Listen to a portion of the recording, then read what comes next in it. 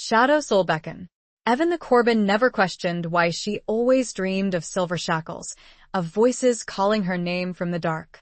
But on the night of the eclipse, when the sky split and the wind whispered welcome back, she felt the weight of something unseen binding her in place. The torches flickered. The ground sighed. And when she turned, he was already there, golden-eyed, waiting. "You were never truly free," he murmured. "And I have come to remind you why." Chapter 1. The Eclipse and the Shadowed Stranger. The air in Silver Creek had always held a certain weight, a palpable stillness that settled deep in Evan the Corbin's bones. Tonight, though, it was different. Tonight, as the full moon began to bleed into shadow, that weight felt like a physical pressure, a hand pressing down on her chest, stealing the breath from her lungs. She stood on the weathered porch of her Victorian home, the one she'd inherited from her grandmother, the one that had always felt more like a sanctuary than a house, and watched the celestial dance unfold. Evan, at 58, had lived a life of quiet routine. The loss of her husband, Thomas, 10 years prior, had left a void she'd filled with the gentle rhythms of her garden, the comforting scent of baking bread, and the solace of her books. She was a woman of serene beauty, her silver hair usually woven into a loose braid, her eyes, a startling shade of sea-glass green, holding a depth of unspoken sadness and a flicker of enduring resilience. Her hands, though showing the delicate tracery of age, were strong and capable, calloused from years of tending to her roses and kneading dough. Tonight, however, the familiar comfort of her routine was shattered. The eclipse progressed, painting the sky in hues of bruised purple and angry crimson. The wind, which had been a gentle caress only moments before, now whipped around her, tugging at her shawl, carrying with it a scent she couldn't quite place: pine needles, damp earth, and something wilder, something animalistic. It stirred a primal unease within her, a feeling she hadn't experienced since, well, she couldn't quite remember. It was as if a part of her, long dormant, was straining to awaken. The torches she'd lit along the garden path flickered violently, casting elongated, dancing shadows that seemed to writhe and twist with a life of their own. The ground beneath her feet vibrated, a low, guttural hum that resonated deep within her bones. It felt alive. And then a sigh. A deep, resonant sigh that seemed to emanate from the very earth itself. It was a sound of weariness, of ancient sorrow, and it echoed the ache in Evan's own heart. She turned, her heart hammering against her ribs, a sense of impending something heavy in the air. And he was there. He stood at the edge of her property, where the manicured lawn gave way to the untamed wilderness of the surrounding woods. He was a silhouette against the dying light, a figure of darkness and imposing power. As he stepped closer, the flickering torchlight revealed details: tall, broad-shouldered, with a presence that commanded attention. His hair was the color of midnight, falling in loose waves around a face that was both strikingly handsome and subtly unsettling. It was a face carved with sharp angles and planes, a face that hinted at both strength and a deep, abiding sorrow. But it was his eyes that truly captured her. They were gold, a molten, luminous gold that seemed to glow with an inner fire. They were the eyes of a predator, yet they held a strange familiarity, a flicker of recognition that sent a shiver down Evan's spine. She felt a pull towards him, an inexplicable magnetism that defied logic and reason. It was terrifying and exhilarating all at once. He moved with a fluid grace, an almost unnatural smoothness that belied his powerful build. He stopped a few feet away, the scent of him that wild, intoxicating scent now overwhelming her senses. He didn't speak, not at first. He simply watched her, his golden eyes studying her with an intensity that made her feel both exposed and strangely seen. Evan, usually so composed, found herself trembling. She gripped the porch railing, her knuckles white, trying to anchor herself to the familiar solidity of her home. The feeling of being bound, of being held in place by invisible chains, intensified. It was a sensation that echoed the recurring dreams she'd had since childhood, dreams of silver shackles, of voices whispering her name from the darkness, of a sense of profound loss and inescapable obligation. Finally, he spoke, his voice a low, resonant rumble that seemed to vibrate in the very air around them. "You are never truly free," he murmured, the words laced with a strange mixture of sorrow and certainty. The statement struck her like a physical blow. It resonated with a truth she couldn't articulate, a truth buried deep within the recesses of her soul. She wanted to deny it, to argue, to demand to know who he was and what he wanted, but the words caught in her throat. The feeling of being trapped, of being tethered to something she couldn't comprehend, was overwhelming. He took another step closer, and the air between them crackled with an unseen energy. "And I have come to remind you why." His words hung in the air, heavy with unspoken meaning. The eclipse reached its totality, plunging the world into a darkness that felt both ancient and profoundly personal. Evelyn felt a tear slip down her cheek, a tear born not of fear, but of a deep, aching sense of recognition. Who was this man? And what forgotten chains bound her to him? To this night, to this destiny? The wind howled. The darkness of totality seemed to enfold her, and Evelyn waited for an answer that, it was increasingly clear, was about to come from some very dangerous place inside. Chapter 2. Echoes of a Forgotten Past. The darkness of the eclipse felt absolute, a heavy blanket draped over Silver Creek, silencing even the crickets that usually chirped their nightly chorus. Evelyn stood frozen, her gaze locked with the stranger's golden eyes, which seemed to pierce the gloom with an unnatural luminescence. The only sound was the ragged rhythm of her own breathing and the frantic beating of her heart. He hadn't moved, hadn't spoken again, but his presence filled the space between them, an invisible force field of potent energy. He was a study in contrast's power, held in check, wildness barely contained. The fine lines etched around his eyes, and the slight downturn of his mouth, hinted at a weariness that belied his formidable appearance. He looked like a man carrying the weight of centuries on his shoulders. Finally, Evelyn found her voice, though it trembled slightly. Who are you?" she asked, the question a mere whisper against the backdrop of the unnatural stillness. He tilted his head slightly, a gesture that was both curious and subtly predatory.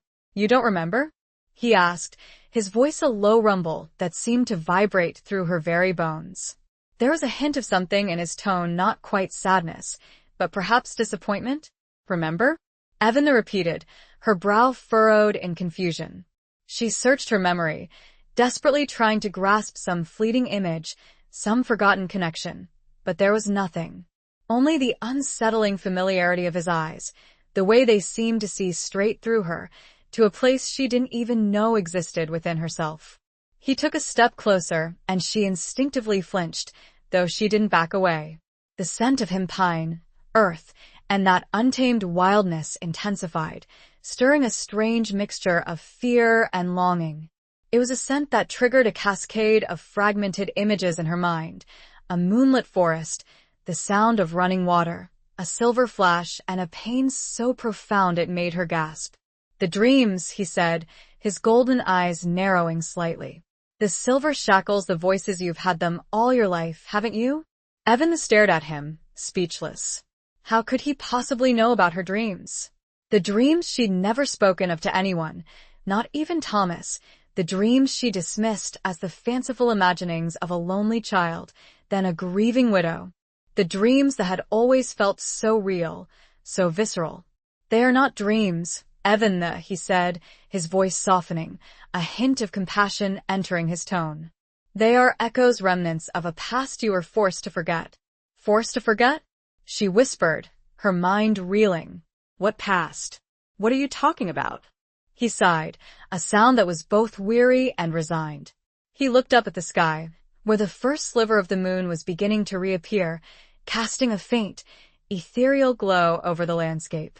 "It's a long story," he said, "and one that is not easily told. But it is a story that binds us together, Evelyn.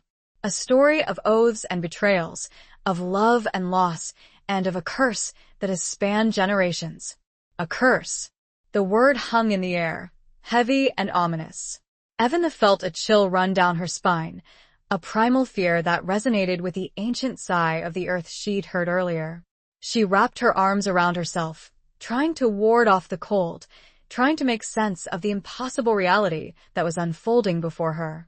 "My name is Alaric," he said, finally turning his gaze back to her.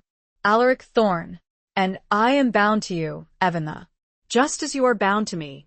The name resonated with something deep within her, a faint echo of recognition that sent a shiver of awareness through her.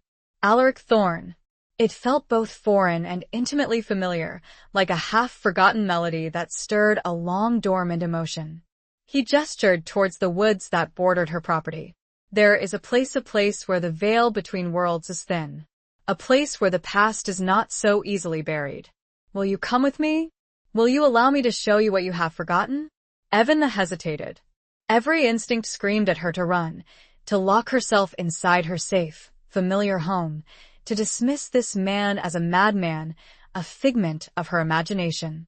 But the look in his eyes, the strange pull she felt towards him, the undeniable truth that he knew things about her that no one else could, it all conspired to hold her captive.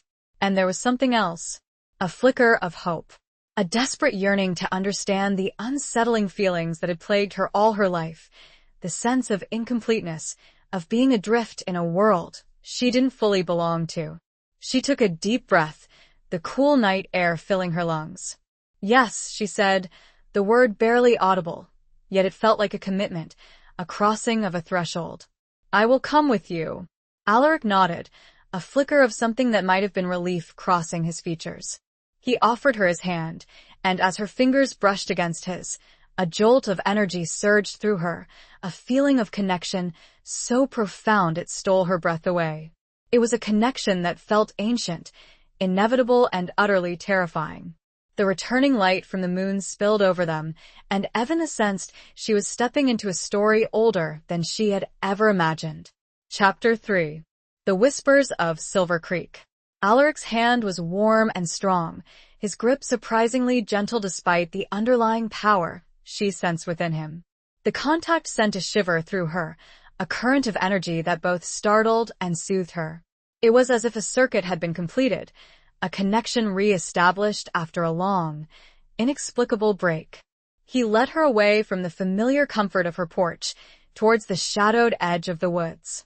The air grew cooler, the scent of pine and damp earth intensifying.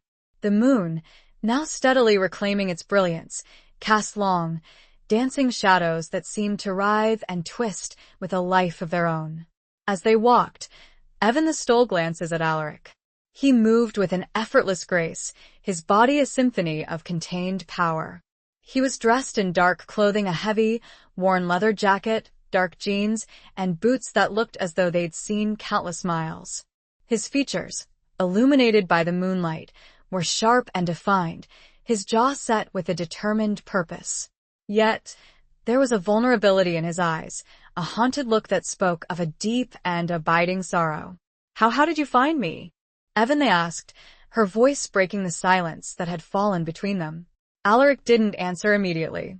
He paused, his gaze sweeping the surrounding woods, as if listening for something she couldn't hear. "The eclipse," he said finally, his voice low and thoughtful. "It weakens the barriers, the veils that have kept you hidden. It called to me." "Hidden." The word sent a shiver down her spine. "Hidden from whom? From what? And the dreams?" she asked, her voice trembling slightly. "The shackles, you said they were echoes." "Echoes of what?" He stopped walking and turned to face her, his golden eyes searching hers. "Echoes of your true self, Evanna," he said. "Echoes of a life you lived before they took it from you." "They?" she repeated, her heart pounding against her ribs. "Who are they, Alaric sighed, a sound of weary resignation. "The Council," he said. "The ancient guardians of our kind. They feared your power, your potential. They believed you were a threat. Our kind." The words hung in the air, heavy with unspoken meaning. Evanna felt a wave of dizziness, a sense of unreality that threatened to overwhelm her. What was he talking about? What kind of power could she, a quiet, ordinary woman, possibly possess? He led her deeper into the woods, following a narrow, winding path that seemed to appear and disappear with a shifting moonlight. The trees grew taller, their branches intertwining overhead, creating a dense canopy that blocked out much of the sky.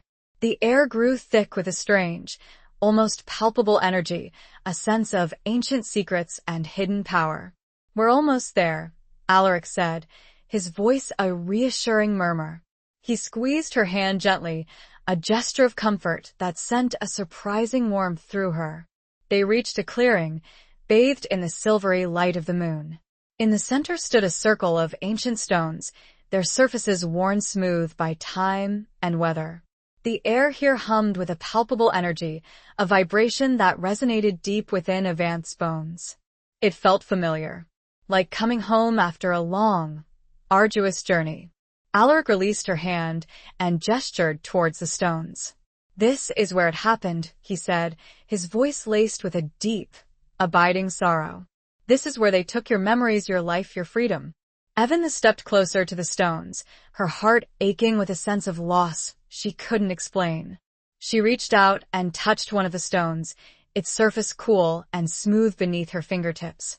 A jolt of energy surged through her, a rush of images and sensations that overwhelmed her senses. She saw a flash of silver, a woman with sea-glass green eyes, her face contorted in pain, a man with golden eyes, his face etched with grief and rage, the sound of chanting, a blinding light, and then nothing. Evan gasped, staggering back, her head spinning. She felt a wave of nausea, a profound sense of disorientation. Alaric caught her before she fell, his strong arms wrapping around her, holding her steady. What was that?" she whispered, her voice trembling. "A glimpse," he said, his voice gentle. "A fragment of your past, a memory surfacing." He helped her sit down on one of the stones, his touch lingering on her arm, a silent offer of support. Evan closed her eyes, trying to regain her composure, trying to make sense of the chaotic jumble of images and emotions that had flooded her mind. I don't understand," she said, her voice barely audible. "What am I? Who am I?" Alaric sat down beside her, his gaze fixed on the moonlit sky. "You are Evan the Corbin," he said, "but you are also something more. You are a werewolf, a descendant of a powerful ancient lineage, a lineage that has been hunted and persecuted for centuries." The word hung in the air, heavy and unbelievable. Werewolf. It sounded like something out of a fairy tale, a myth, a legend. And yet, deep down, Evan knew it was true. She felt it in her bones, in the strange connection she felt to Alaric, in the echoes of her dreams, in the ancient power that hummed within this clearing. "And you?" she asked, turning to look at him. He met her gaze, his golden eyes filled with a mixture of sorrow and determination. "I am your protector," he said, "your guardian, and your soulmate." The moon dipped behind a cloud, and then the air seemed to crackle with a different sound. Alaric stiffened. "They know," he whispered, eyes darting through the forest. "We have to go." Chapter 4. A touch of faded recognition. The word soulmate hung in the air, a concept both fantastical and deeply resonant. Evan stared at Alaric, the moon momentarily obscured by clouds, casting his face in shadow. The sudden shift in his demeanor, from gentle explanation to tense vigilance, was jarring. One moment, he was revealing the impossible truth of her existence, the next, he was a warrior on high alert. "They know?" Evan repeated, her voice a shaky whisper, still trying to process the revelation that she was a werewolf. It felt absurd, yet the tingling awareness in her very bones, the heightened senses she'd experienced since the eclipse, told a different story. "Who knows? The council?" Alaric nodded, his golden eyes scanning the surrounding woods, his body coiled and ready for action. "Yes. They've sensed the reawakening. Your return. They won't allow it." "But why?" Evan asked, her confusion giving way to a growing sense of fear. "What have I done?" He turned to her, his expression softening slightly, though the urgency remained in his voice. "It's not what you've done, Evan. It's what you are. You possess a rare power, a connection to the moon that is unique. They fear that power. They fear what you could become. He reached out and gently brushed a stray strand of silver hair from her face, his touch sending a jolt of electricity through her. It was a fleeting, intimate gesture, yet it spoke volumes. It was a touch of protection, of reassurance, but also of something more. Something deeper. "We need to leave," he said, his voice firm. Now. He stood and offered her his hand. Evelyn hesitated, her mind still reeling from the torrent of revelations. But the fear in his eyes, the palpable sense of danger that permeated the air, spurred her to action. She took his hand, and as their fingers intertwined, that same powerful connection surged between them, a feeling of rightness. He led her away from the clearing, moving quickly and silently through the woods. He seemed to know the terrain intimately, navigating the twisting paths with an ease that belied the darkness. Evelyn struggled to keep up, her breath coming in ragged gasps, her heart pounding against her ribs. As they ran, she couldn't help but steal glances at Alaric. He was a creature of the night, his movements fluid and graceful, his senses honed to a razor's edge. He was everything she was not: strong, powerful, confident. And yet, there was a vulnerability in him, a sadness that resonated with her own. "You said soulmate," she said, her voice breathless. The word felt strange on her tongue, yet it also felt inevitable. Alaric glanced at her, his expression unreadable in the dim light. "It's a bond," he said. "A connection that transcends time and space. It's rare, even among our kind. It means we are meant to be together. Our souls are linked." The concept was overwhelming, yet it explained the strange pull she felt towards him, the inexplicable sense of recognition, the feeling that she had known him forever, even though they had only just met. It was a connection that defied logic, yet it felt undeniably real. "But I was married," she said, the memory of Thomas, her late husband, a sudden pang of bittersweet sorrow. "I loved him." Alaric nodded, his expression softening. "I know," he said. "And your love for him was real. But this is different. It's a connection on a deeper level, a soul-deep recognition that transcends even death." They reached the edge of the woods, where a narrow dirt road wound its way through the hills. Alaric paused, his gaze sweeping the surrounding area. "We need to get you somewhere safe," he said. "Somewhere they won't find you." He led her to a battered old pickup truck parked beneath the shadow of a towering oak tree. He opened the passenger door for her, and she climbed inside, the scent of leather and dust filling her nostrils. He started the engine, the roar a jarring intrusion on the quiet of the night. As they drove, Evelyn looked out the window, watching the moonlit landscape blur past. She felt a sense of displacement, of unreality. Her life, her quiet, ordinary life, had been shattered in a single night. She was a werewolf, bound to a mysterious stranger by an ancient curse and a soul-deep connection. She was being hunted by a shadowy council, feared for a power she didn't even understand. She turned to Alaric, her heart filled with a mixture of fear, confusion, and a strange, burgeoning hope. "Where are we going?" she asked. He glanced at her, a flicker of a smile playing on his lips. "Somewhere safe," he repeated. "Somewhere we can figure this out together." A twig snapped, then a chorus of growls in the near distance. "Drive," he said, his eyes becoming a fiery gold in the dim light of the truck. "Drive as fast as you can." Chapter 5. The Shackles of the Moon. Evelyn gripped the steering wheel, her knuckles white, her heart hammering against her ribs like a trapped bird. Alaric's command drive echoed in her ears, fueled by the primal urgency in his voice and the terrifying growls that seemed to be closing in. The old pickup truck, which had seemed sturdy enough moments before, now felt flimsy and vulnerable. She slammed her foot on the accelerator, the engine roaring in protest as the truck lurched forward, spitting gravel and dust. The dirt road was narrow and winding, twisting its way through the dense forest. The moon, now fully emerged from behind the clouds, cast long, eerie shadows that danced and flickered, making it difficult to see.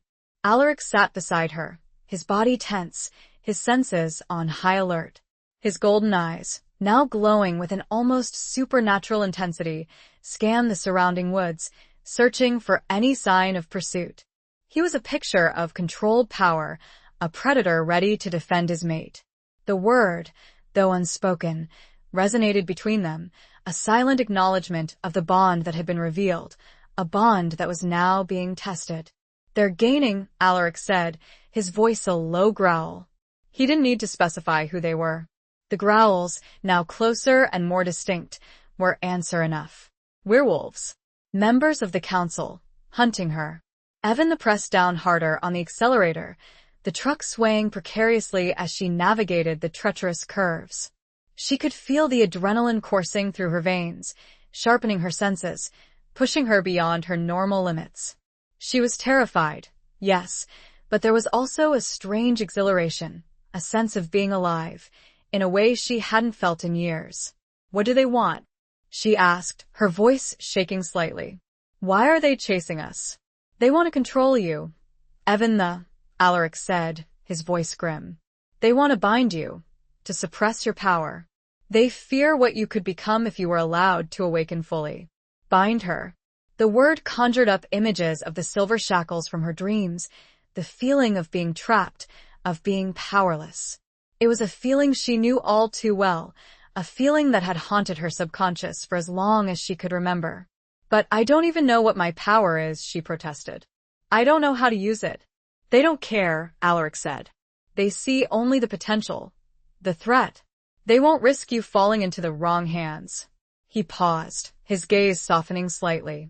"Or discovering your true potential on your own terms." The wrong hands. The implication was clear. Alaric himself.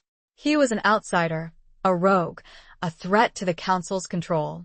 And she was bound to him, by fate, by destiny, by a soul-deep connection that defied their authority. Suddenly, a dark shape leaped out of the woods, directly in front of the truck. Evan screamed, slamming on the brakes, the tires screeching in protest. The truck skidded sideways, narrowly avoiding a collision with the creature. It was a werewolf, its eyes glowing with a malevolent red light, its teeth bared in a terrifying snarl. It was huge, far larger than any wolf Evan had ever seen, its muscles rippling beneath its dark fur. It was a creature of nightmare, a manifestation of the primal fear that had been lurking in the shadows of her mind. Alaric reacted instantly. He leaped out of the truck, his own body transforming, shifting, changing with a speed that defied belief. His bones cracked and rearranged themselves, his muscles bulged, his skin rippled, and fur sprouted. In a matter of seconds, he stood before her, no longer the handsome, enigmatic stranger, but a magnificent, terrifying wolf, his golden eyes burning with a fierce, protective light. He was even larger than the other werewolf, his fur a dark, almost black, silver, his presence radiating power and authority. He let out a deafening roar, a challenge that echoed through the night, a declaration of war. The other werewolf lunged, and the two creatures clashed in a blur of fur and teeth and claws. The sound of their battle was brutal, terrifying, a symphony of snarls, growls, and the sickening thud of flesh against flesh. Evan watched in horror, her body frozen in fear, her mind struggling to comprehend the reality of what she was witnessing. This was not a dream. This was real. This was her life now.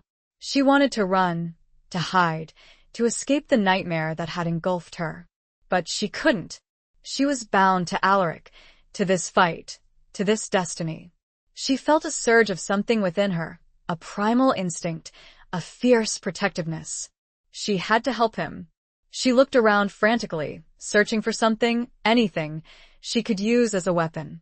Her gaze fell on a heavy tire iron lying on the floor of the truck. She grabbed it, her hands trembling, her heart pounding. She didn't know what she was going to do, but she knew she couldn't just stand there and watch. She was Evan the Corbin, a werewolf, and she would fight. Just then, Alaric let out a pain-filled cry, and with the same motion, Evan found a resolve she never knew was hiding within her. Chapter 6. Unveiling the Ancient Curse. Alaric's pained cry ripped through Eventha, a visceral shock that jolted her out of her paralysis.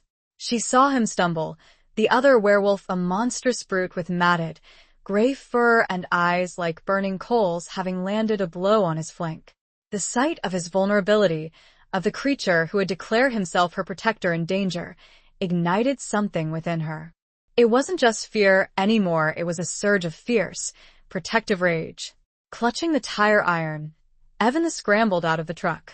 The night air was thick with the scent of blood, pine, and the raw, musky odor of the battling werewolves. The scene before her was a whirlwind of savage motion, a terrifying ballet of teeth and claws. She didn't hesitate. Driven by a primal instinct she didn't understand, Eventha charged towards the gray werewolf, screaming a wordless cry of defiance. She swung the tire iron with all her might, aiming for the creature's head. The blow connected, but not with the force she'd hoped. The werewolf, momentarily stunned, turned its glowing red eyes on her, a snarl ripping from its throat. It was a look of pure, unadulterated hatred, a promise of pain. Alaric, taking advantage of the distraction, lunged at the gray werewolf, sinking his teeth into its neck. The creature howled in pain and fury, thrashing wildly, trying to dislodge him.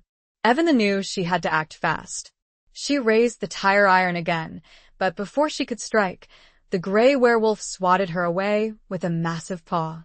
She flew through the air, landing hard on the ground, the wind knocked out of her. She lay there for a moment, dazed and disoriented, the taste of dirt and blood in her mouth. She could hear the continued sounds of the battle, the snarls and growls, the sickening thuds. She had to get up. She had to help Alaric. Pushing herself to her knees, Eventha saw the gray werewolf pinning Alaric to the ground, its jaws snapping inches from his throat. Alaric was struggling, but he was weakening, his movements growing sluggish. Desperation surged through her. She staggered to her feet, her body screaming in protest. She saw a glint of silver in the moonlight, a small, intricately carved dagger, lying on the ground near where Alaric had transformed. It must have fallen from his clothing. Silver. The word echoed in her mind, a fragment of a memory, a piece of the puzzle that was her forgotten past. Silver, it was significant. It was a weakness. Without thinking, Eventha grabbed the dagger. It felt strangely familiar in her hand, as if she had held it many times before. She charged towards the battling werewolves, her heart pounding, her breath coming in ragged gasps. She plunged the dagger into the gray werewolf's flank, driving it deep into its flesh. The creature howled in agony, a sound that was both terrifying and strangely satisfying. It released Alaric, turning its fury on Eventha. But it was too late. The silver had done its work. The werewolf staggered, its movements growing clumsy, its eyes losing their fiery glow. It collapsed to the ground, its body convulsing, its lifeblood staining the earth. Alaric, his form shifting back to human, slowly rose to his feet. He was bruised and bleeding, his clothes torn and ragged, but his golden eyes burned with a fierce light. He looked at Eventha, his expression a mixture of gratitude, relief, and awe. You saved me, he said, his voice hoarse. Eventha stared at the dagger in her hand, her body trembling, her mind reeling. She had killed. She had taken a life. It was a horrifying realization, yet it was also strangely empowering. Silver, she whispered, her voice barely audible. It weakens them. Alaric nodded, his gaze fixed on the lifeless body of the gray werewolf. It's a vulnerability, a consequence of the curse. He limped towards her, reaching out and gently taking the dagger from her hand. He examined it closely, his brow furrowed in thought. This dagger, he said, it's ancient. It belonged to your ancestors. He looked at her, his golden eyes filled with a deep, searching intensity. The curse, he said, it's more than just a vulnerability to silver. It's a chain that binds us to the moon, to our primal instincts, to each other. He explained, as they slowly made their way back to the truck, the story of the ancient curse. It was a tale of forbidden love, of a powerful sorceress and a werewolf chieftain, of a jealous god and a vengeful curse that had condemned their descendants to a life of eternal struggle, of being torn between their human and wolf natures, of being hunted and persecuted for their power. The curse, Alaric said, it can be broken, but it requires a sacrifice of love, of freedom of life itself. He paused, his gaze locking with hers. And you, Evan, he said, you are the key. You are the one who can break the chains or be bound by them forever. The weight of his words, that ancient and sorrow-filled prophecy, settled onto Evan, a cold, crushing realization that she had more to face than she'd ever dreamed. Chapter 7. The Protector's Burden. The drive to Alaric's sanctuary was silent and tense.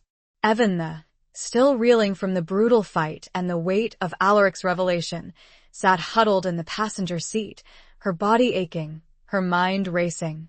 The image of the gray werewolf, its eyes burning with hatred, its lifeblood staining the earth, was seared into her memory.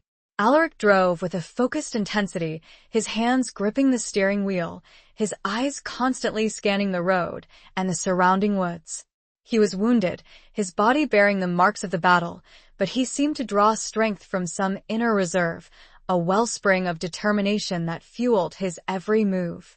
He hadn't spoken much since they'd left the scene of the fight, but Evan could sense the turmoil within him. He was carrying a burden, a responsibility that weighed heavily on his shoulders.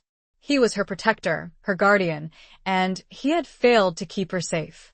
She stole glances at him, studying his profile in the dim light of the dashboard.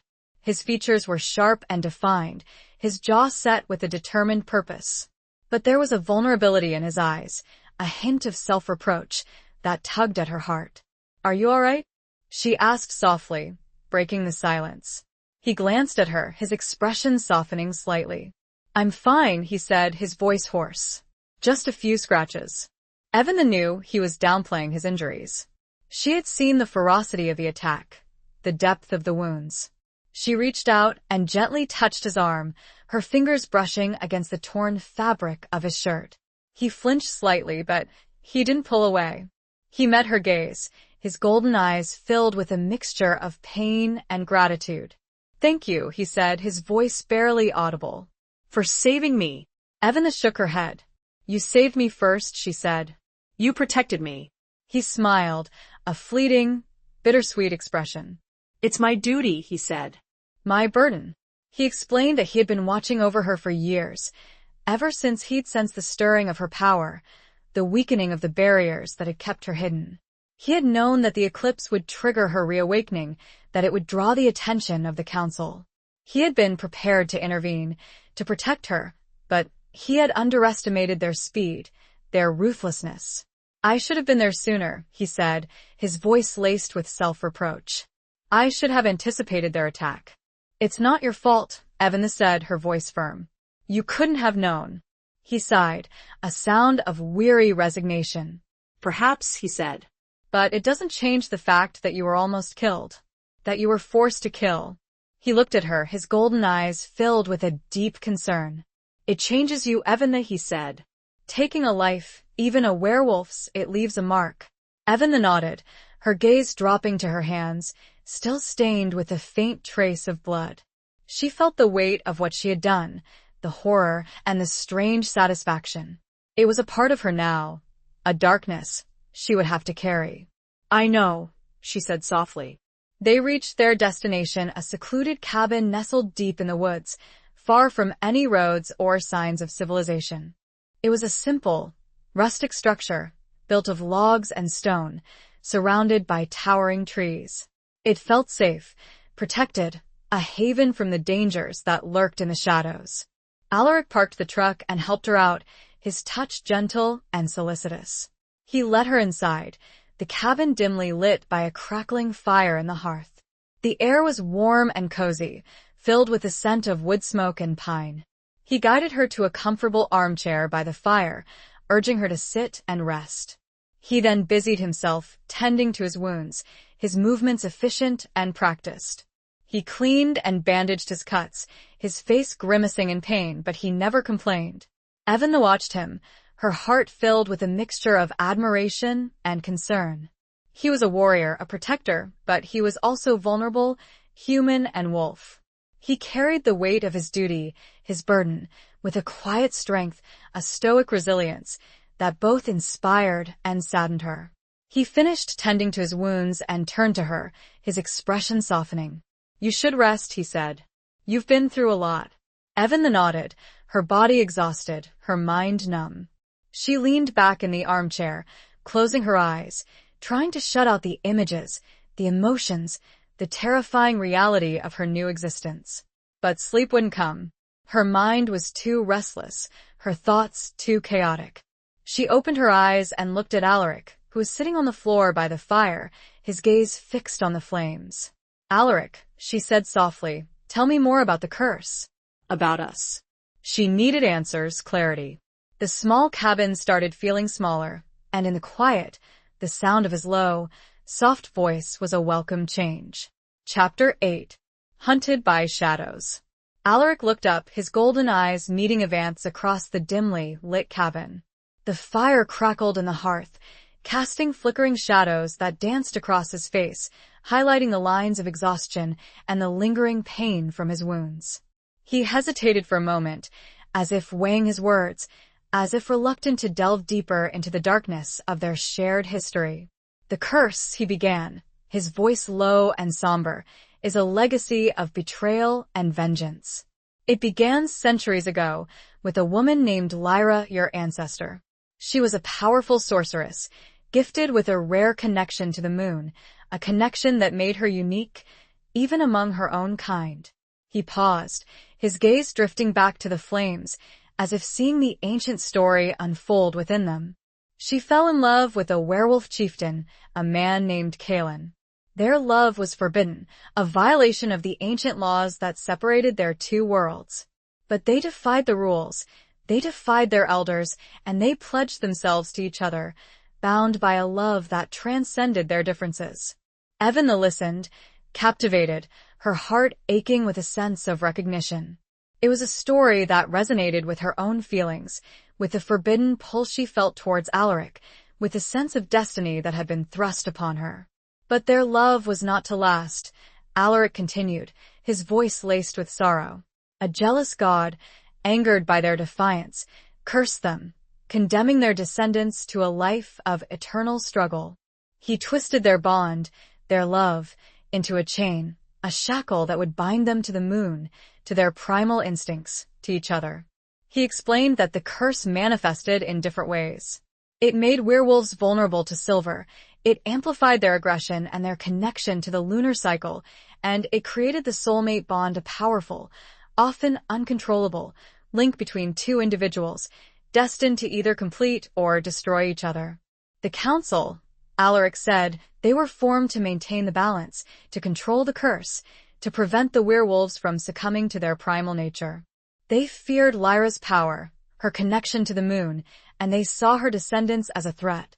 They hunted them, persecuted them, and eventually they erased their memories, forcing them to live as humans, unaware of their true heritage. "And you?" Evan asked, her voice barely a whisper. "How did you escape the erasure?" Alaric smiled, a fleeting, bittersweet expression. "I was chosen," he said. "Chosen to be a guardian, a protector, a keeper of the ancient knowledge. I was trained, initiated, and sworn to secrecy. I have lived for centuries, watching over your lineage, waiting for the one who could break the curse." "And that's me?" Evan asked, her voice filled with a mixture of disbelief and awe. Alaric nodded, his golden eyes locking with hers. "You are Lyra's descendant," he said. "You possess her power, her connection to the moon. You are the one who can break the chains or be bound by them forever." The weight of his words settled upon her, a heavy burden of responsibility. She was not just Evan the Corbin, the quiet, ordinary woman who had lived a life of routine and solitude. She was a werewolf, a descendant of a powerful sorceress, a key to an ancient curse, a soulmate to a man who had lived for centuries. Suddenly, a sound from outside broke the stillness, a twig snapping, a faint rustling in the leaves. Alaric's head shot up, his senses instantly alert. He rose to his feet, his body tensing, his golden eyes glowing with a fierce intensity. "They've found us," he said, his voice a low growl. Evance's heart leaped into her throat. The council? They had tracked them down, even to this secluded sanctuary. She felt a surge of fear, but also a flicker of defiance. She would not be captured. She would not be controlled. Alaric moved quickly, extinguishing the fire, plunging the cabin into darkness. He grabbed his weapons, a hunting knife and a crossbow, and handed her a small, silver-plated pistol. "Do you know how to use this?" he asked. Evan nodded, her hand surprisingly steady. She had learned to shoot years ago with Thomas. It was a skill she hadn't used in years, but it came back to her instinctively. "Stay close to me," Alaric said, his voice firm. "And don't hesitate to shoot." They crept towards the door, listening intently. The sounds outside grew louder, the rustling of leaves, the snapping of twigs, the faint growls of werewolves. Alaric slowly opened the door, peering out into the darkness. He saw them, several figures moving stealthily through the trees, their eyes glowing with a malevolent red light. They were surrounding the cabin, closing in for the kill. "Run," Alaric said, pushing her out the door. "Run, Evanna, and don't look back." The world outside became a maze of trees and a deadly hunt with Evanna at its center. Chapter 9. The Sanctuary of Lost Souls. Evanna ran, her lungs burning, her legs pumping, her heart pounding against her ribs like a trapped bird. She didn't look back, didn't dare to see how close the pursuing werewolves were. Alaric's command, "Run, Evanna, and don't look back," echoed in her mind, driving her forward, pushing her beyond her limits. The forest was a blur of dark shapes and shadows, the moon casting an eerie, flickering light that made it difficult to see. She stumbled over roots and rocks, branches whipping at her face, tearing at her clothes. She could hear the sounds of pursuit behind her, the heavy thud of paws on the ground, the guttural growls of the werewolves, the occasional snap of a twig. She didn't know where she was going, only that she had to get away, to escape the clutches of the council. She had to survive. Alaric had stayed behind, sacrificing himself to buy her time, to give her a chance to escape. The thought of him facing those monstrous creatures alone filled her with a mixture of guilt, fear, and a fierce determination to honor his sacrifice. She ran until she could run no more, her body screaming in protest, her breath coming in ragged gasps. She collapsed at the base of a towering oak tree, her chest heaving, her legs trembling. She leaned against the rough bark, trying to catch her breath, trying to calm her racing heart. She listened intently, but she could no longer hear the sounds of pursuit. Had she lost them? Had she managed to escape? She didn't know how long she sat there, huddled in the darkness, her body aching, her mind numb. The fear began to subside, replaced by a profound sense of exhaustion and loneliness. She was alone, truly alone, for the first time in her life. She had lost her husband, her home, her quiet, ordinary existence. She was a werewolf, hunted by a shadowy council, burdened with a destiny she didn't understand. Tears welled up in her eyes, hot and bitter.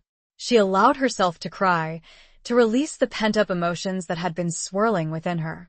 She cried for Thomas, for her lost life, for Alaric, for herself. As the tears subsided, a new feeling began to emerge, a flicker of hope, a spark of resilience. She would not give up. She would not surrender. She would survive. She would find a way to break the curse, to free herself, to honor Alaric's sacrifice.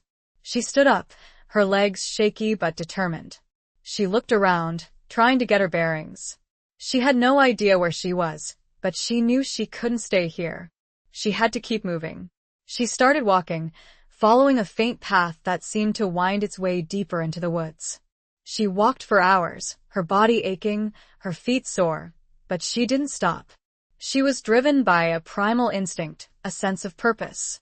As the first rays of dawn began to filter through the trees, she stumbled upon a clearing. In the center of the clearing stood a small, weathered stone building, surrounded by a cluster of ancient trees. It looked like a chapel, or perhaps a shrine. She approached cautiously, her senses on high alert. The air here felt different, calmer, more peaceful. She could sense a faint energy emanating from the building, a sense of sanctuary. She reached the entrance, a heavy wooden door, intricately carved with symbols she didn't recognize. She hesitated for a moment, then pushed the door open and stepped inside. The interior was dimly lit by a few flickering candles, casting long, dancing shadows. The air was cool and still, filled with the scent of incense and old stone. The room was circular, with a high, vaulted ceiling. Along the walls were alcoves, each containing a statue of a different figure, some human, some wolf-like. In the center of the room stood a stone altar, covered with a simple cloth. Behind the altar, a stained glass window depicted a woman with sea-glass green eyes, holding a silver crescent moon. It was Lyra, her ancestor. Evan felt a strange sense of belonging. This place, it felt familiar, like a memory surfacing from the depths of her subconscious. Suddenly, a voice spoke from the shadows. "Welcome, Evan the Corbin." Evan turned, her heart pounding. A figure emerged from the darkness, an elderly woman, her face wrinkled and wise, her eyes a startling shade of violet. She was dressed in simple robes, and she carried a staff made of twisted wood. Who are you?" Evan asked, her voice trembling. The woman smiled, a gentle, knowing expression.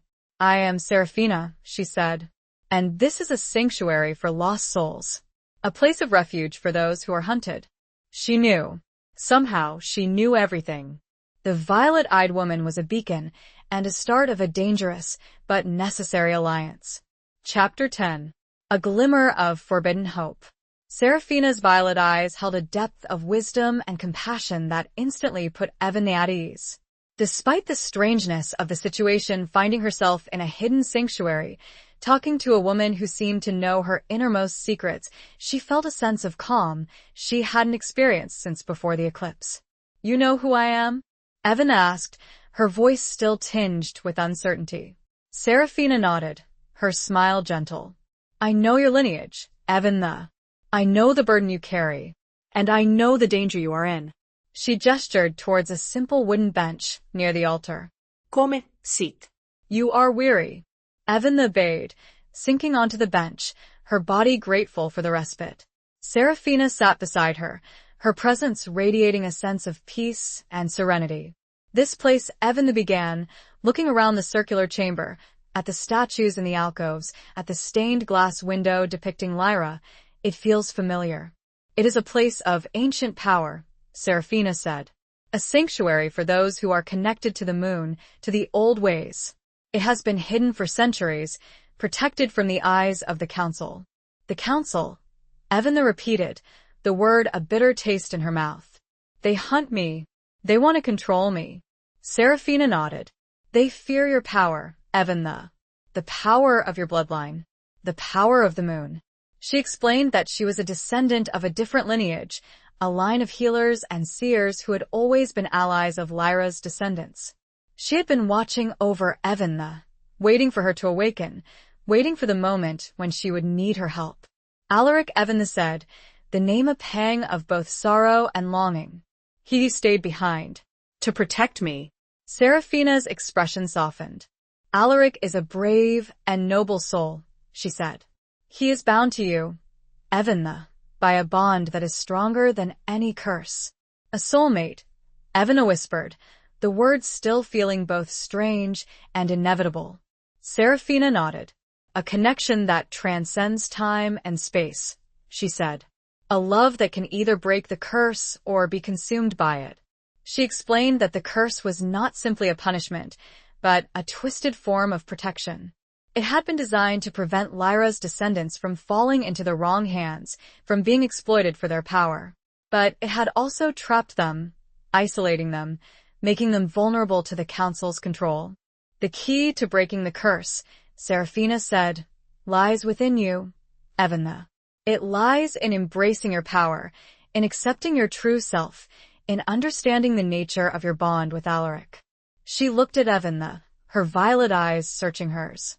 "It will not be easy," she said. "There will be challenges, sacrifices, betrayals." But there is also hope. A glimmer of forbidden hope that you can find freedom, not just for yourself, but for all who are bound by the curse. Seraphina offered Evan the food and water, and a place to rest. Evan the gratefully accepted, her body exhausted, her mind reeling. She spent the day in the sanctuary, learning from Seraphina, exploring the ancient knowledge that had been hidden for centuries. She learned about her powers, her connection to the moon, her ability to shift, to heal, to command the elements. She learned about the history of her lineage, the struggles of her ancestors, the sacrifices they had made. She also learned about Alaric. She learned about his past, his training, his unwavering loyalty to her lineage. She learned about the burden he carried, the loneliness he had endured, the hope he had placed in her. As night fell, Evan felt a growing sense of determination. She would not be a victim. She would not be controlled.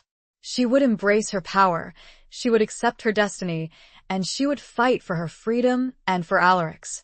She stood before the stained glass window of Lyra, her gaze fixed on the silver crescent moon. She felt a connection to her ancestor, a surge of power flowing through her veins. "I will not fail you," she whispered, her voice filled with a newfound strength. "I will break the curse. I will find Alaric. And I will free us all." Seraphina, watching from the shadows, smiled. The glimmer of hope had ignited, a flame that would either consume the darkness or be extinguished by it. But tonight, a step had been taken, and as Evan closed her eyes, she felt not only resolve but a connection to something greater. Chapter 11. The Price of Freedom. The sanctuary provided Evan with more than just refuge. It offered a crash course in her heritage, a crash course administered under the tutelage of the enigmatic Seraphina. Days turned into a week, filled with intense training, both physical and mental. Evan learned to control her shifts, to harness the power of the moon, to tap into the ancient energies that flowed through her bloodline.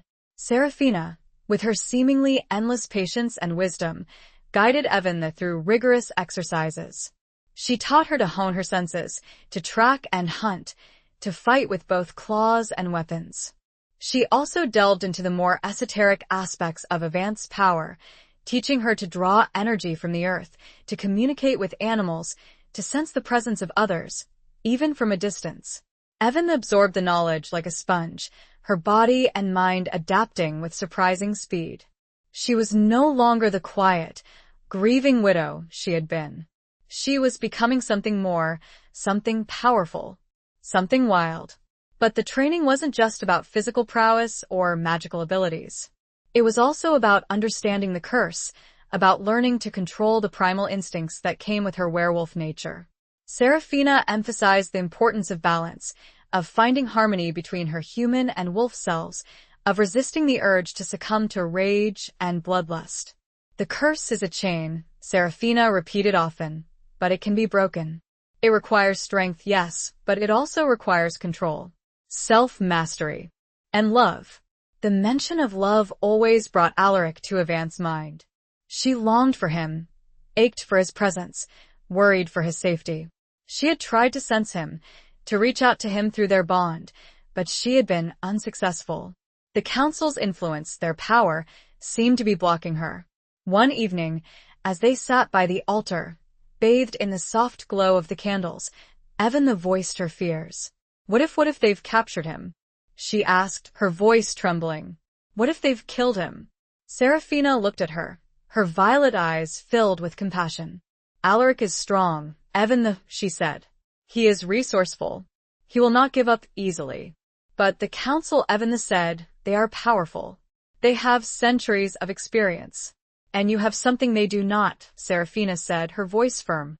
"You have the power of Lyra. You have the connection to the moon. And you have love.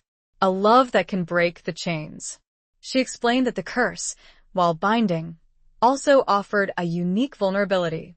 The soulmate bond, the very thing that the council feared, was also their weakness. If Evan and Alaric could fully embrace their connection, if they could learn to work together, to harness their combined power, they could potentially shatter the curse, freeing not only themselves but all werewolves from its influence. But it comes at a price, Serafina warned. Freedom always does. The council will not relinquish their control easily. They will fight. They will sacrifice anything to maintain their power.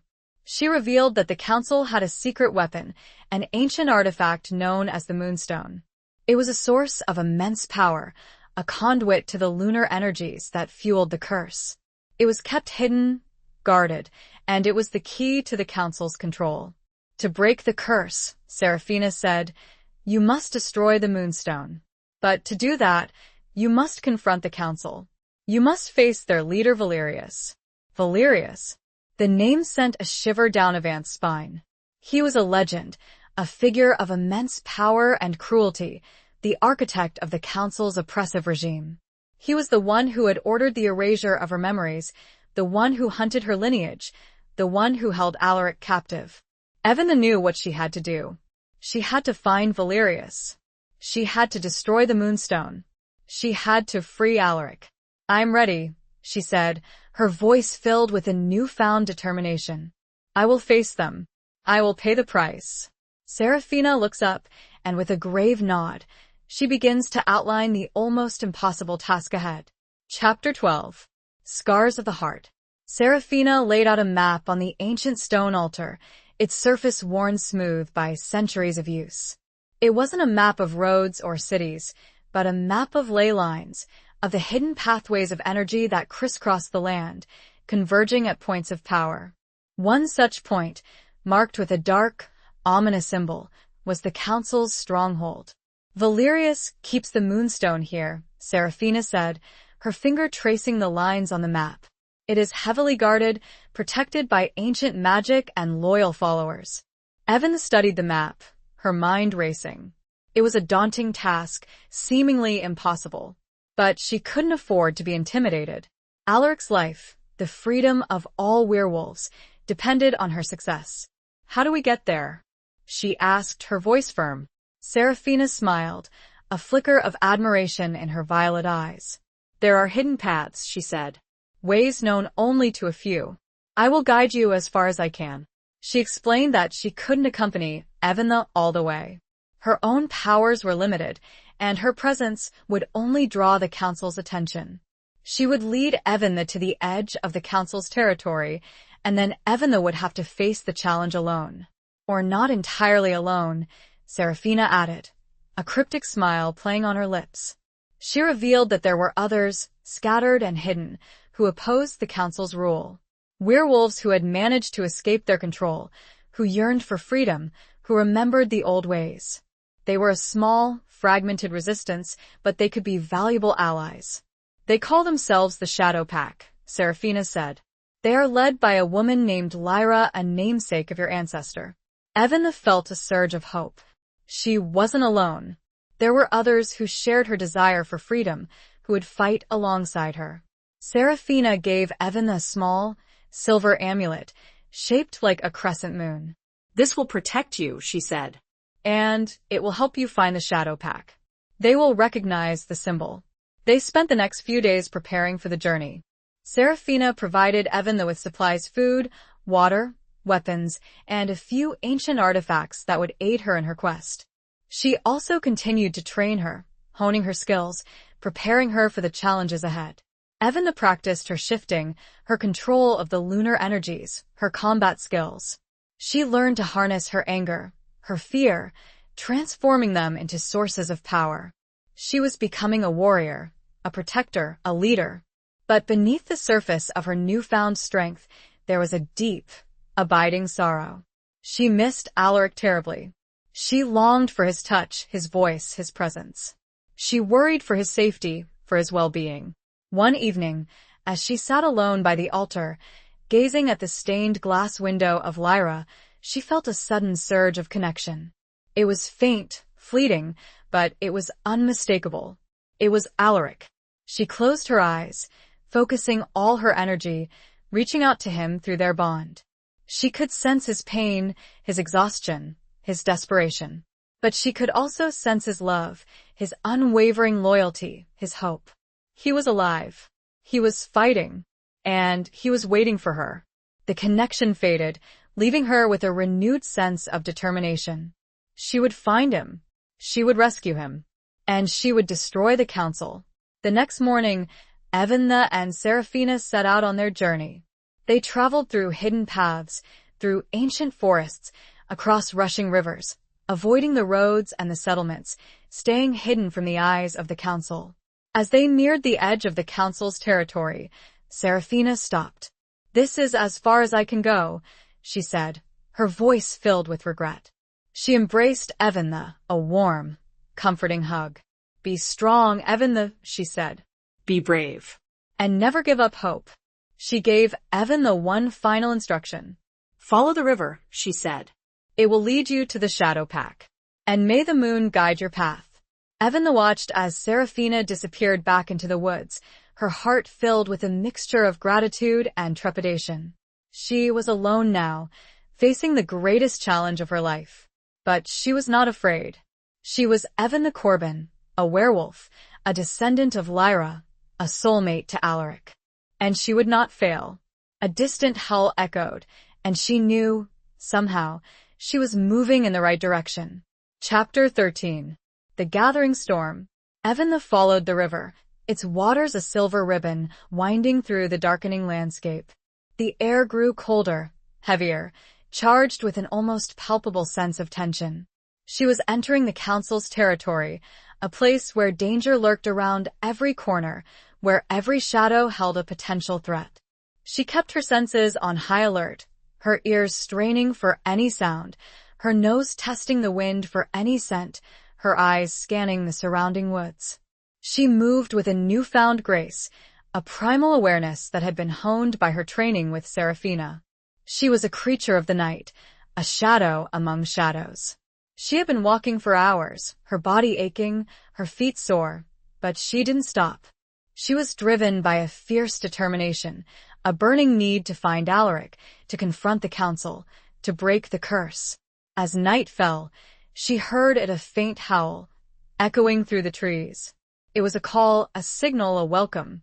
She recognized it, instinctively, as the call of the Shadow Pack. She followed the sound, her heart pounding with a mixture of hope and trepidation. She reached a clearing, bathed in the silvery light of the moon. In the center of the clearing, a group of figures stood waiting. They were werewolves, their eyes glowing with a fierce, independent light. They were a diverse group, men and women, young and old, their fur ranging in color from dark black to pale silver. They were scarred, battle-hardened, but they held themselves with a proud, defiant air. At their head stood a woman, tall and imposing, her fur the color of freshly fallen snow, her eyes a startling shade of ice blue. It was Lyra, the namesake of Avant's ancestor, the leader of the Shadow Pack. Evanna approached cautiously, holding up the silver amulet Seraphina had given her. Lyra's eyes fixed on the amulet, a flicker of recognition crossing her features. "Seraphina sent you," Lyra said, her voice strong and clear. Evanna nodded. "I am Evanna Corbin," she said. "I need your help." Lyra studied her intently, her gaze piercing, assessing. She seemed to sense the power within Evanna, the connection to the moon, the burden of the curse. "We know who you are," Lyra said. "And we know why you have come." She explained that the Shadow Pack had been fighting the council for years, resisting their control, protecting those who had escaped their grasp. They had heard rumors of Avant's awakening, of her connection to Alaric, of her potential to break the curse. "We have been waiting for you," Lyra said. Evanna told them her story of her life as a human, of her reawakening, of her bond with Alaric, of her encounter with the council. She told them of her plan to destroy the Moonstone, to confront Valerius, to free all werewolves from the curse. The members of the Shadow Pack listened intently, their faces grim, their eyes filled with a mixture of hope and determination. They had all suffered under the council's rule. They had all lost loved ones. They had all yearned for freedom. "We will help you," Lyra said, her voice firm. "We will fight alongside you." The Shadow Pack welcomed Evan into their ranks, sharing their food, their shelter, their knowledge. They told her of the council's stronghold, of its defenses, of its secrets. They shared their strategies, their tactics, their hopes. Evanna learned that Alaric was indeed being held captive by the council.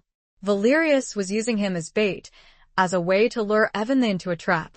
He knew of their bond, of their connection, and he intended to exploit it to his advantage. The news filled Evanna with a renewed sense of urgency.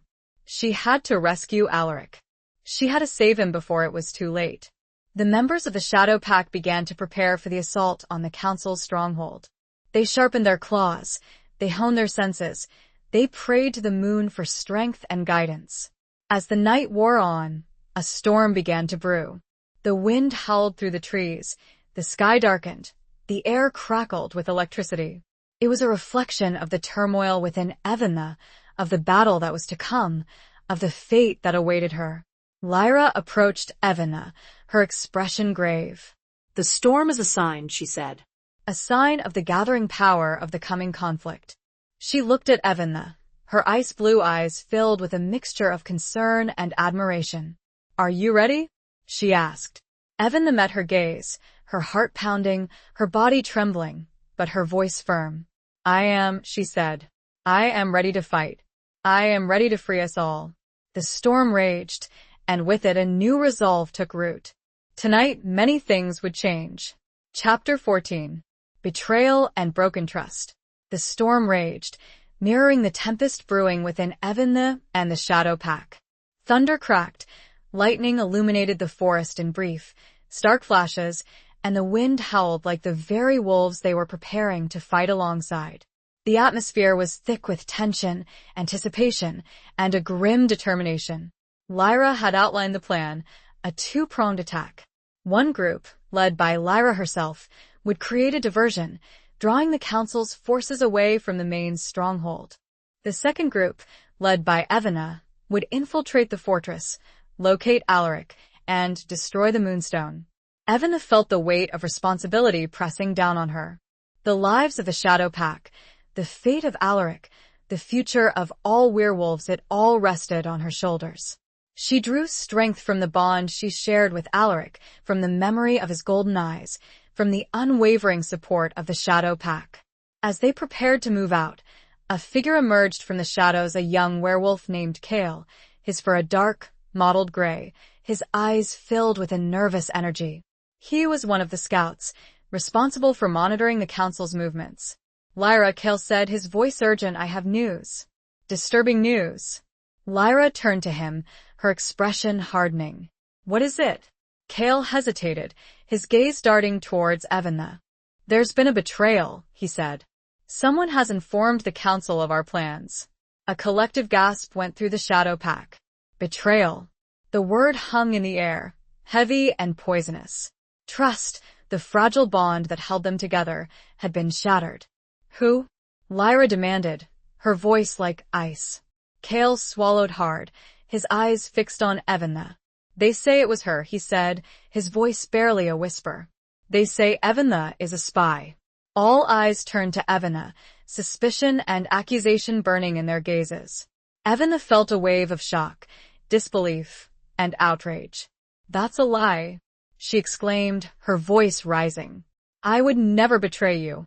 I would never betray Alaric." But the seed of doubt had been planted. The Shadow Pack, already on edge, were quick to believe the worst. They had all suffered betrayal in the past. They had all been victims of the council's manipulation. Lyra stepped forward, her ice-blue eyes narrowed, her expression unreadable. "How do we know this isn't true?" she asked, her voice cold. "How do we know you're not a pawn of Valerius?" Evanna felt a surge of despair. She had come to this place seeking allies, seeking help, and now she was being accused of the very thing she was fighting against. "I swear," she said, her voice trembling, "I am not a spy. I am here to help you. I am here to free Alaric." But her words seemed to fall on deaf ears. The Shadow Pack, swayed by Kale's accusation, began to close in around her, their eyes filled with suspicion and hostility. "We can't trust her," one of them growled. "She's a danger to us all," another said. "We should eliminate her," a third suggested. Evanna felt a cold dread creep into her heart. She was trapped, surrounded by enemies, betrayed by someone she had trusted. Lyra raised her hand. silencing the others. She looked at Evan, her expression still unreadable. "I will give you a chance to prove your innocence," she said. "But if you fail, you will face the consequences." She ordered Evan to be confined, to be held under guard until they could determine the truth. Two burly werewolves grabbed her arms, their grip tight and unforgiving.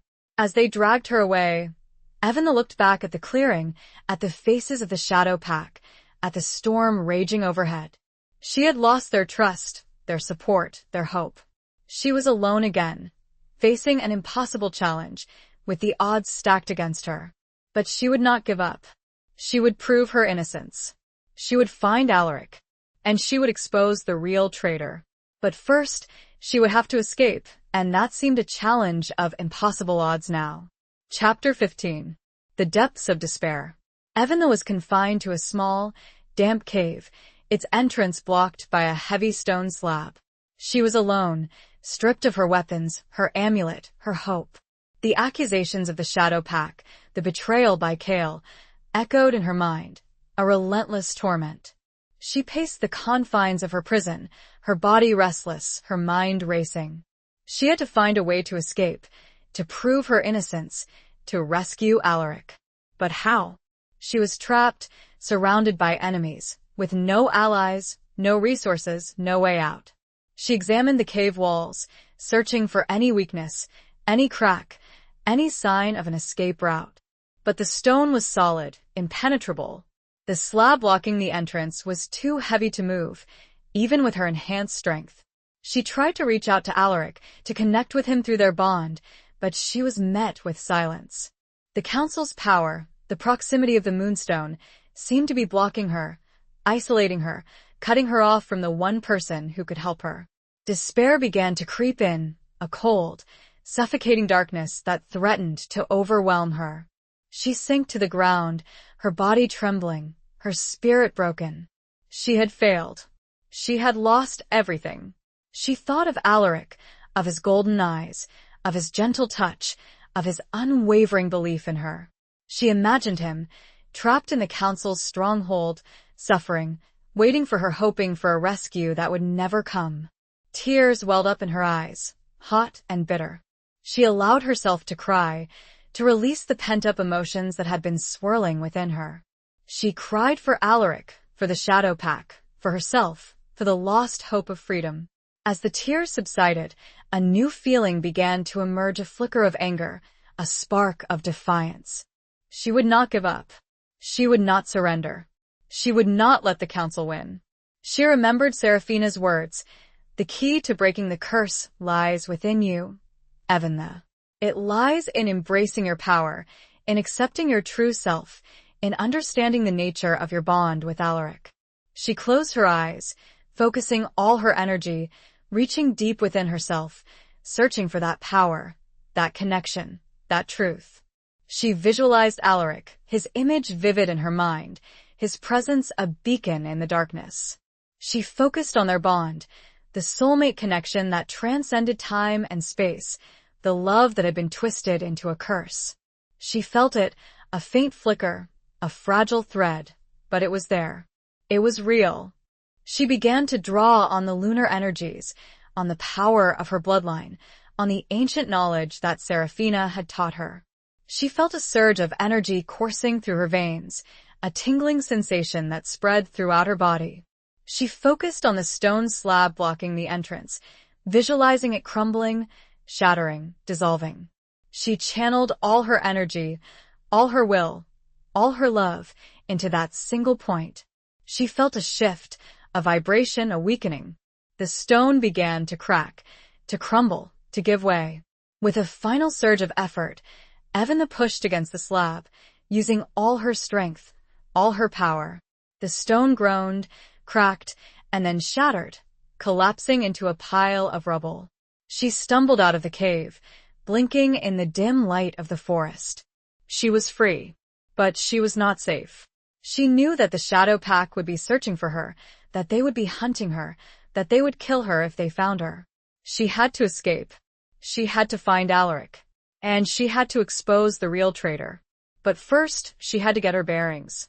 Where could she possibly be safe? Chapter 16. Rekindled embers.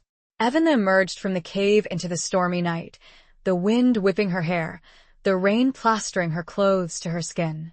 She was free, but she was also vulnerable, hunted by both the Shadow Pack and the Council. She had to find a safe place, a place to regroup, to plan her next move. She scanned the surrounding woods, her senses on high alert. The storm was still raging, the thunder echoing through the trees, the lightning illuminating the landscape in brief, stark flashes. She had no idea where she was, which direction to go. She closed her eyes, focusing her senses, reaching out with her enhanced werewolf abilities. She could smell the rain, the damp earth, the scent of pine, and something else. A faint, familiar scent, a scent that stirred a flicker of hope within her. It was Alaric. She could sense him, his presence a distant beacon in the darkness. He was alive. She followed the scent, moving quickly and silently through the woods, her body fueled by a renewed sense of determination. The storm, which had seemed so oppressive before, now felt like an ally, masking her movements, concealing her from her pursuers. She reached a small, secluded clearing, hidden amongst a cluster of ancient trees. In the center of the clearing, she saw a figure, a lone wolf, its fur the color of midnight, its eyes glowing with a familiar golden light. It was Alaric. He had escaped. Evan rushed towards him, her heart overflowing with relief, with joy, with love. He turned, his eyes widening in surprise, and then recognition. He shifted back to his human form, his face bruised and battered, his clothes torn and ragged, but his smile was radiant. "Evan, he said, his voice hoarse, but filled with emotion. "You're alive." They embraced, a fierce, desperate hug that spoke volumes. They held each other tightly, their bodies trembling, their hearts beating in unison. It was a reunion, a rekindling, a confirmation of their bond. I thought I'd lost you," Evan whispered, her voice choked with emotion. "I would never let them take me," Alaric said, his voice firm. I knew you would come." He explained that he had managed to escape the Council's stronghold, using his wits, his strength, and a little bit of luck. He had been searching for her, following her scent, hoping against hope that she was still alive. Evan told him about her betrayal, about the accusations of the Shadow Pack, about her imprisonment and escape. Alaric listened intently, his golden eyes filled with anger, with concern. "I knew it," he said, his voice low and dangerous. "I knew Kale was untrustworthy. He was always too eager to please. Too ambitious." He explained that Kale had been secretly working for Valerius, feeding him information, sowing discord among the Shadow Pack. He was a traitor, a spy, a pawn in Valerius's game. "We have to go back," Evan said, her voice firm. "We have to expose him. We have to warn the others." Alaric hesitated. "It's too dangerous," he said. "They won't trust us. They'll kill us on sight." "We have to try," Evan insisted. "We can't let them walk into Valerius's trap. We can't let Kale win." She looked at him, her sea-glass green eyes filled with a fierce determination. "We're in this together, Alaric," she said. "We're soulmates. We can do this." Alaric met her gaze, his golden eyes searching hers. He saw the strength, the courage, the love that burned within her. He knew she was right. He nodded, a slow, determined smile spreading across his face. "Together," he said. "We'll face them together." They embraced again, a brief but powerful connection, a reaffirmation of their bond. The storm began to subside, the clouds parting, revealing the silvery light of the moon. It was a sign, a symbol, a promise of hope. They set off, two figures against many, with renewed determination. Chapter 17. The Ritual of Binding. Evan and Alaric moved stealthily through the forest, returning to the Shadow Pack's encampment. They knew the risks were immense. They were walking into a potential trap, facing werewolves who believed them to be traitors. But they had to warn them, to expose Kale, to prevent Valerius from achieving his ultimate goal. As they neared the camp, they heard the sounds of chanting, of drums beating, of a ritual in progress. It was a sound that sent a chill down Evan's spine, a sound that spoke of ancient magic, of dark intentions. They crept closer, concealing themselves in the shadows, peering through the trees. They saw the members of the Shadow Pack gathered in a circle, their faces illuminated by the flickering light of a bonfire. In the center of the circle stood Lyra, her ice-blue eyes fixed on a figure bound to a stake Kale. But something was wrong. Kale wasn't struggling, wasn't protesting. He was smiling. A smug, confident smile that made Avant's blood run cold. And then she saw it, the moonstone. It was hanging around Kale's neck, a large, pulsating crystal that glowed with an eerie, unearthly light. It was the source of the chanting, the source of the power that was flowing through the clearing. "What's happening?" Evan whispered, her voice filled with confusion and dread. Alaric's eyes narrowed, his expression hardening. "It's a ritual," he said. "A ritual of binding. Valerius, he's using Kale as a conduit, a vessel. He's transferring the power of the moonstone to him." Evan understood instantly. Valerius wasn't just trying to control the werewolves, he was trying to become one with the curse, to harness its full power, to become unstoppable. "We have to stop them," she said, her voice urgent. But before they could act, Lyra stepped forward, raising her hands. The chanting intensified, the drums beat faster, the moonstone pulsed brighter. "We offer this sacrifice," Lyra said, her voice echoing through the clearing, "to the ancient powers, to the spirit of the moon. We offer this vessel to be filled with your power, to be your instrument." Kale's body began to convulse, his eyes glowing with a blinding white light. The power of the moonstone was flowing into him, transforming him, changing him into something monstrous. Evan and Alaric knew they had to act fast. They couldn't let the ritual be completed. They couldn't let Valerius succeed. They burst into the clearing, their appearance causing a wave of shock and confusion among the Shadow Pack. "Stop!" Evan shouted, her voice ringing out. "He's a traitor. He's working for Valerius." But her words were drowned out by the chanting, by the drums, by the power of the moonstone. The Shadow Pack, caught up in the ritual, seemed to be in a trance, their eyes glazed over, their minds controlled. Lyra turned to them, her expression filled with a strange, unsettling calm. "You're too late," she said. "The ritual is complete. The power is his." Kale let out a deafening roar, a sound that was both human and wolf. His body transformed, shifting, changing into a creature of nightmare. He was larger, stronger, more powerful than any werewolf Evan had ever seen. His eyes glowed with the same blinding white light as the moonstone, his fur bristled with an unearthly energy. He was Valerius's instrument, a vessel of the curse, a weapon of unimaginable power. "Now," Kale Valerius said, his voice a distorted, guttural growl, "you will all bow before me." The Shadow Pack, under his control, knelt before him, their heads bowed, their wills broken. Evan and Alaric stood alone, facing the monstrous creature that had once been Kale, facing the power of the moonstone, facing the full force of the curse. It seemed that the battle was already lost. Chapter 18. A Choice of Destinies. Evan and Alaric stood defiant, the last bastion of resistance against the overwhelming power of Kale Valerius and the enthralled Shadow Pack.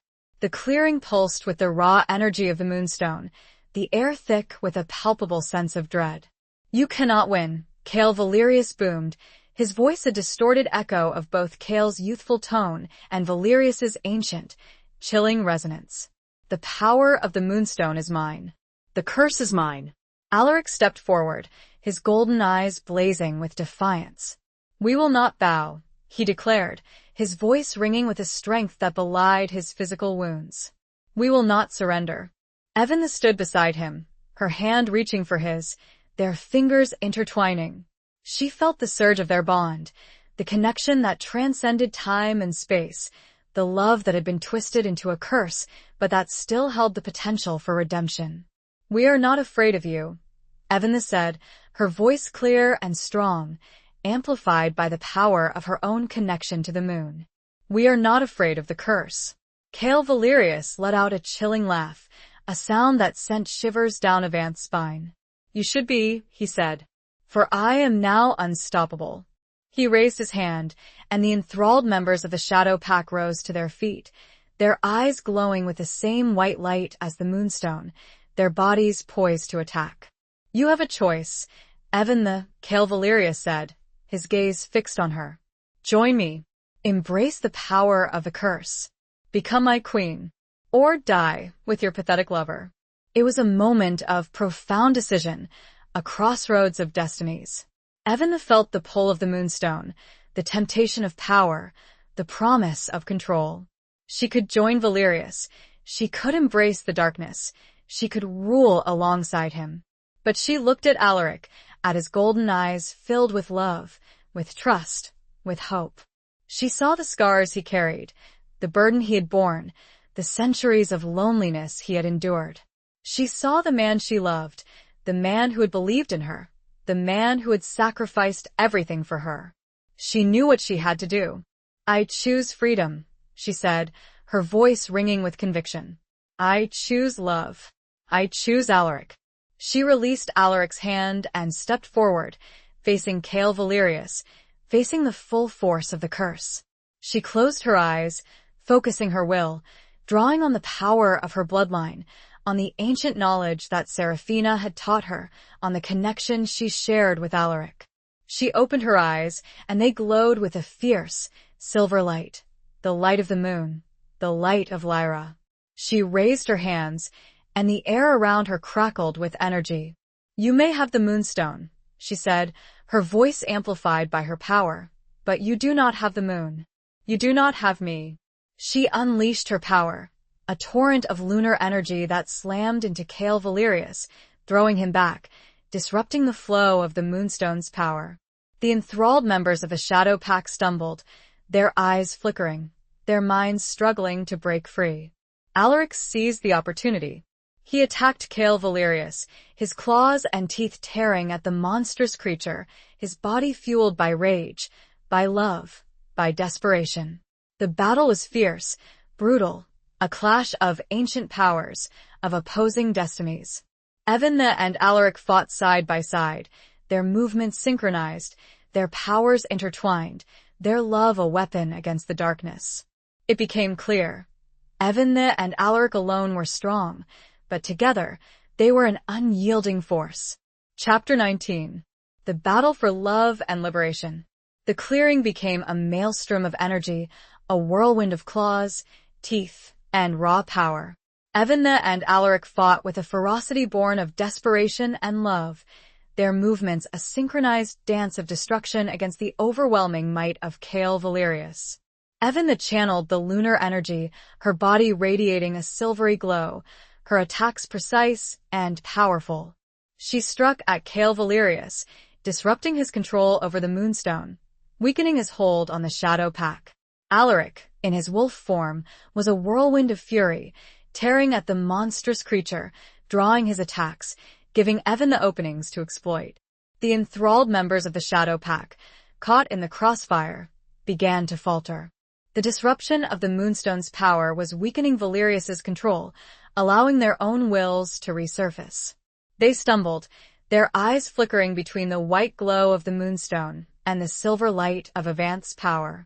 Lyra, her ice-blue eyes clearing, was the first to break free. She shook her head, as if awakening from a nightmare, and looked around at the chaos, at the battle, at the monstrous figure of Valerius.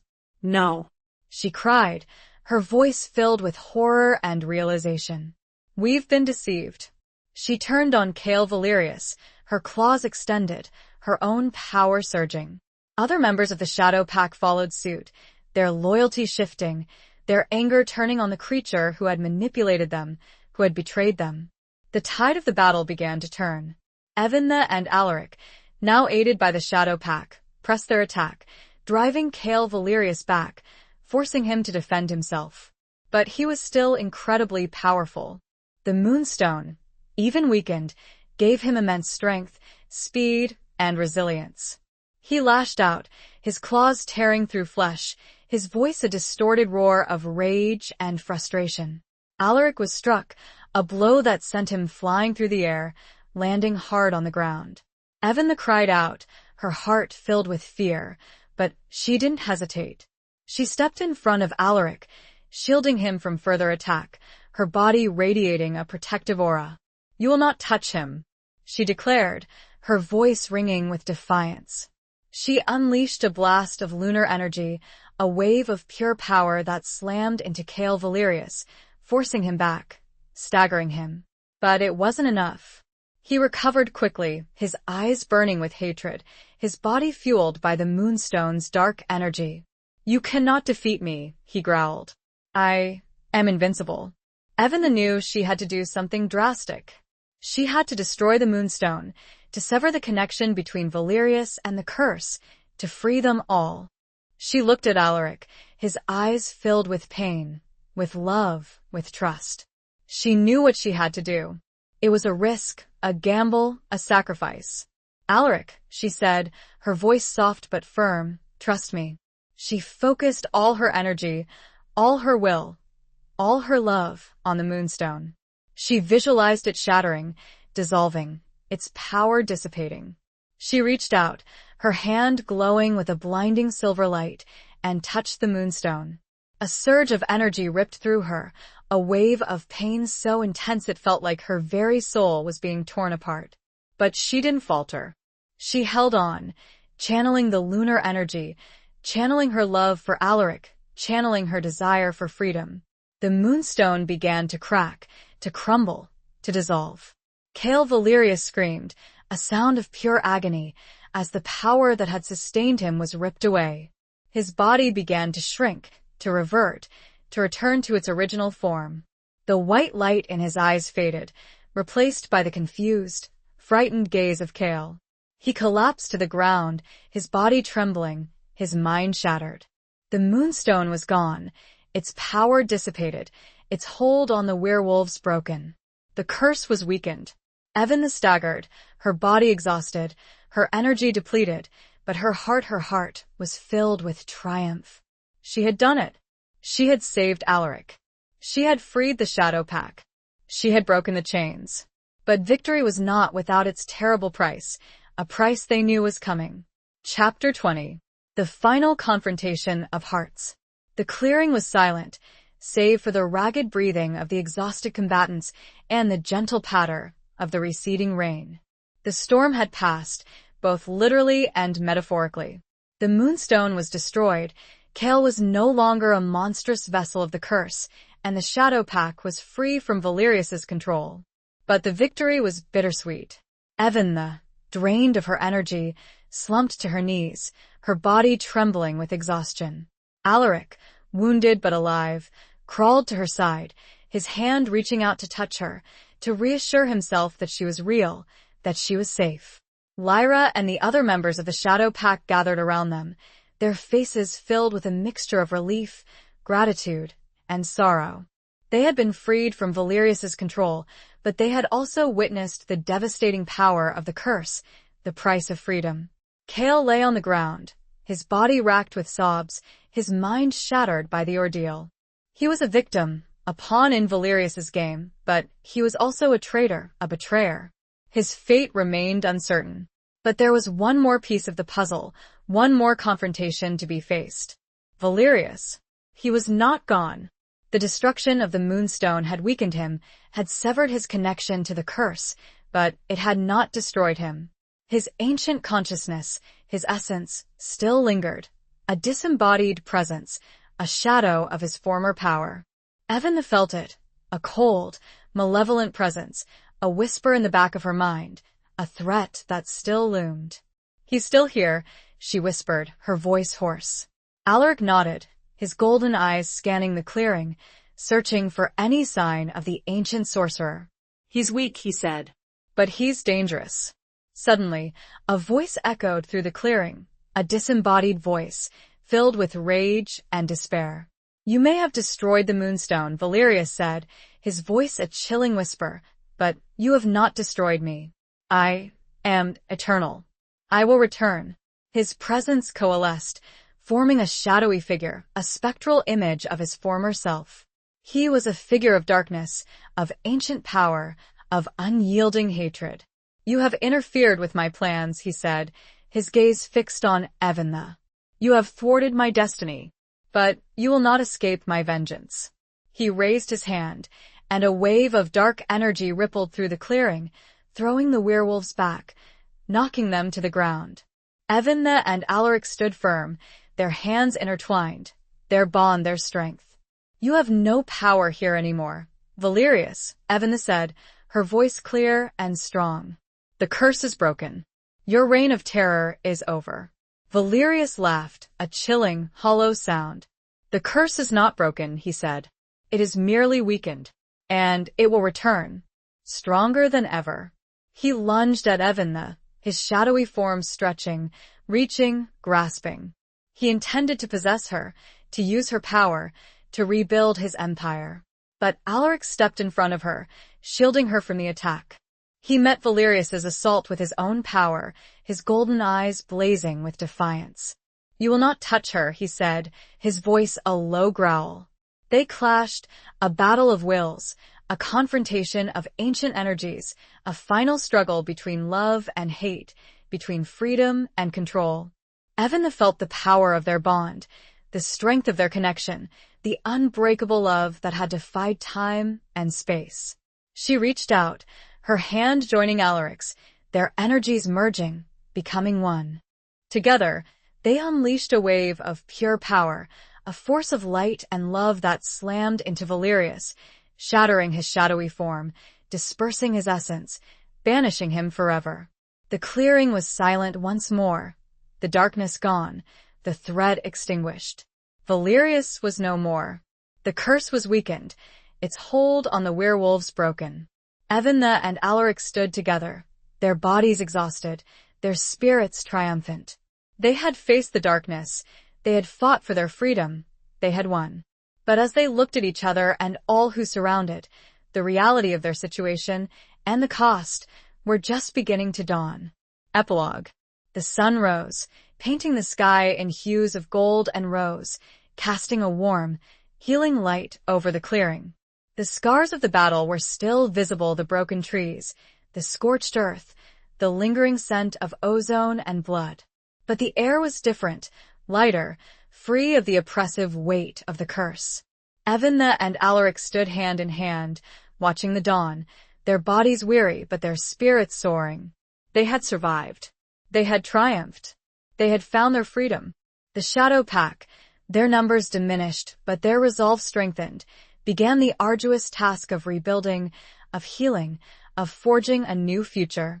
Lyra, her leadership reaffirmed, took Kale into her care, hoping to guide him towards redemption, to help him heal from the trauma he had endured.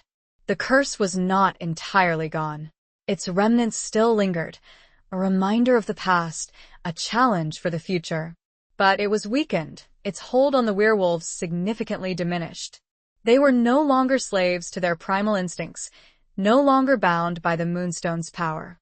They had a choice, a chance to forge their own destinies, to live in harmony with their human and wolf natures. Eventha and Alaric, their bond stronger than ever, chose to stay with the Shadow Pack, to help them rebuild, to guide them, to share their knowledge and their love. They became symbols of hope, of resilience, of the power of connection. Years passed. The forest healed, the scars faded, and a new generation of werewolves was born, free from the full weight of the curse, raised in a world where they could embrace their true selves, where they could live without fear, without oppression. Eventha and Alaric, their love enduring, their bond unbreakable, watched over them, guiding them, protecting them, sharing their wisdom and their compassion. They had found their purpose, their destiny, their home. One evening, as they sat by the river, the moon a silver crescent in the twilight sky, Eventha felt a familiar stirring within her, a sense of connection. It was the moon, calling to her, reminding her of her power, of her heritage, of her love. She looked at Alaric, his golden eyes reflecting the moonlight, his hand clasped tightly in hers. She saw the lines of age etched on his face, the silver threading through his dark hair, but his smile was as radiant as ever. "It's beautiful," she said, her voice soft and filled with contentment. Alaric nodded, his gaze fixed on the moon. It is, he said. And it's ours. They had faced the darkness. They had fought for their freedom. They had broken the chains. And in doing so, they had found something even more precious, a love that transcended time and space, a bond that could never be broken, a destiny fulfilled. They were finally free together. The moon was no longer a symbol of their shackles, but their shared and boundless sky. The E.